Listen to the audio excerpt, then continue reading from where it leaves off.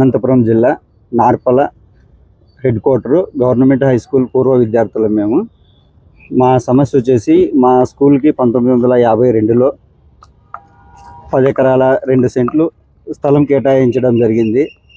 ఆ స్థలంలో 1981లో junior college స్థాపించడం జరిగింది.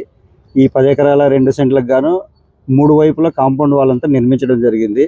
పడమర వైపున మాత్రం దుగుమర రోడ్డు సైడు అప్పట్లో కొంతమంది పేదలు గుడిసెలు వేసుకొని ఉండేవాళ్ళు. అక్కడ ఆ గుడిసెలు 2023లో గుడిసెలు తొలగించి దాన్ని స్కూల్కి అప్పగించాలని ఖాళీ చేయించి వాళ్ళకి ప్రత్యామ్నాయంగా వేరే చోట ఇల్లు కట్టించి ఇచ్చినారు.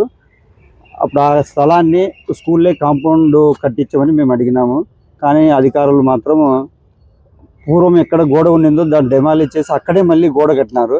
దాదాపు 15 నుంచి 20 సెంట్లు స్థలాన్ని వదిలి గోడ కట్టినారు. అది ఎందుకు వదిలినారో మాకు అర్థం కావడం. మేము ఇప్పుడు అధికారులను కోరడం ఏమంటే, మా కాంపౌండ్ మా రికార్డు ప్రకారం ఏముందో ఆ స్థలాన్ని అంతా మా స్కూల్కి అప్పగించి కాంపౌండ్ వాళ్ళు నిర్మించాలని కోరుకుంటున్నాము.